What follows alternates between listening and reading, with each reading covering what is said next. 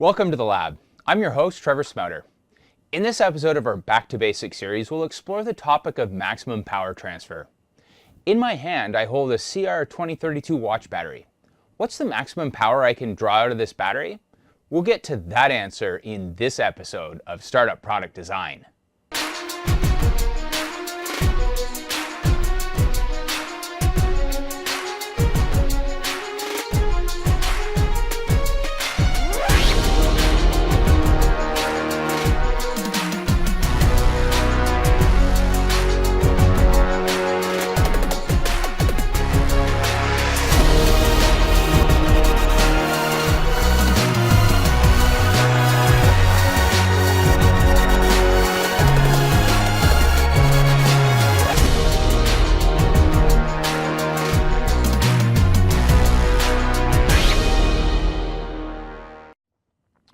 Maximum power transfer is an important concept to understand because it often comes into play when doing circuit design.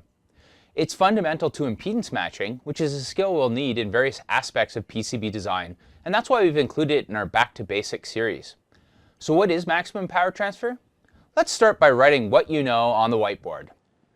The maximum power transfer theorem states that to obtain maximum external power from a source with a finite internal resistance, the resistance of the load must equal the resistance of the source as viewed from its output terminals. Oh, okay, great. So let's focus on understanding maximum power transfer then. We know power is easily found by multiplying voltage times current. And if you call up Ohm, he'll explain that V is equal to I times R. Theorists would analyze Ohm's law and say that V is directly proportional to I, which basically means that as the voltage increases, so does the current, and vice versa. Okay, so does maximum power transfer mean that we can just jack up the voltage to 11 and the current will also go up and that will be the maximum power? Unfortunately, no. Maximum power transfer is actually an optimization problem. Let's look at the reason why through a circuit diagram. Here we have a 3.2 volt source, such as a watch battery, and we want to connect a resistor across it to generate the most heat over at the resistor that is possible. In other words, we want maximum power to be transferred from the battery to the load resistor. If we put a really small resistance across the 3.2 volt battery, Ohm's law says we'll get a really large current flow, which would lead to a really large power. But are we missing something? If we call up Ohm and ask him what the current would be if we short circuit this battery, he would tell us that because the resistance is zero, the current would be infinite. But we know that couldn't really be true. I mean, imagine if it was and you accidentally dropped this coin cell into your pocket full of loose change. You'd be off to the store to buy a new pair of trousers. Let's take a closer look at the issue and see what we're missing. As it turns out, we're overlooking a fundamental aspect related to every real power source, the internal resistance. Let's add in the internal battery resistance to our circuit. Here, we have more accurately modeled a battery with an ideal 3.2 volt source and an internal resistance.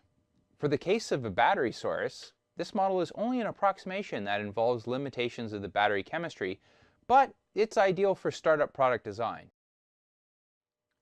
Since we're doing startup product design, let's not get bogged down in the math, but it can be shown that in the case of maximum power transfer, voltage is inversely proportional to current, and here's why. If we short out a real battery, we'll get a large current flowing, but the voltage will be zero. Conversely, if we put no load on the battery, the voltage will equal the battery voltage, in this case 3.2 volts, but there is no current flowing. This happens because of the internal resistance of the battery. The more load we put on the battery, the more current will flow, but the more current flowing through the internal resistance means more of the voltage drop occurs within the battery across the internal resistance, and therefore there is less voltage available at the battery terminals. So let's loop back to the power aspect we were originally interested in solving. In this case, power is obtained by multiplying the battery terminal voltage by the current flowing out of the battery.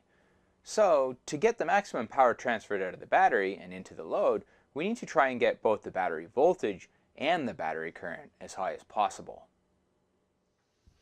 From the definition of maximum power transfer, you already know that this occurs when the external load is equal to the internal resistance of the source.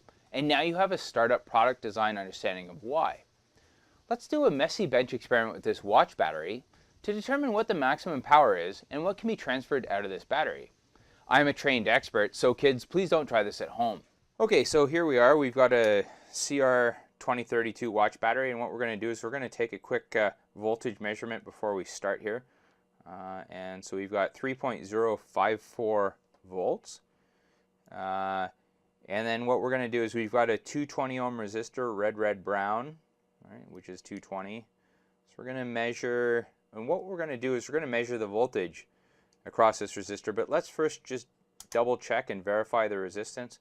So the actual resistance is 215.7 ohms, and it's rated as a 220 with a 5% tolerance, so we're within tolerance there. That's great. Now what we're going to do, we're going to note that in both of those values in our notebook, and then the last thing we're going to do is put the battery, the resistor, measure the voltage on the resistor when it's across the battery, when it's loading the battery down. And that's the last measurement we need, and we can calculate out what the internal resistance of this battery is. So we've got here 2.9 volts, which is close enough. So let's go with that, and let's head over to the whiteboard. So with the battery voltage being 3.054 volts and the load resistance 215.7 ohms, we can calculate the internal battery resistance by solving the circuit, since we know the loaded battery showed a voltage of 2.9 volts. The load current can be found by dividing the load voltage by the load resistance. Here we get 13.4 milliamps. This is the load current, but it is also the current flowing out of the battery and the current flowing through the internal resistance. So then what is the internal resistance? The voltage developed across the battery's internal resistance is equal to the cell voltage minus the load voltage, which gives us 0.154 volts. Then Ohm's law tells us the internal resistance is equal to the internal voltage drop divided by the circuit current, which gives us 11.85 ohms. So we can get the maximum power out of this battery and into the load resistor when the load is equal to the internal resistance, in this case 11.85 ohms. We can find the maximum power by multiplying the load voltage by the circuit current. The load voltage here is 1.527 volts, which is half the cell voltage. Note how the voltage drop will be split equally across the internal resistance and the load resistance. We multiply the load voltage by the circuit current to get the maximum transferred power of 0.196 watts. Let's do a little line graph to better understand why the load resistor needs to equal the internal resistance to get maximum power transferred. The independent axis is the load resistance from a 0 ohm short circuit to an infinite ohm open circuit. With a short circuit, the voltage is 0, but as the load resistance increases, the voltage on the load increases until it reaches 3.054 volts when the load has an infinite resistance. Conversely, the current is at a maximum during a short circuit and is equal to the internal battery voltage divided by the internal battery resistance. As the load resistance increases, the current decreases until the current is 0 when the load resistance is infinite. What about power though? Since power is voltage times current, the highest power occurs where the two lines intersect, which in this circuit happens when the load resistance is equal to 11.85 ohms, and more generally in every circuit when the load resistance equals the internal source resistance. If we rearrange Ohm's law, we notice that the resistance can be thought of a volts to amps ratio.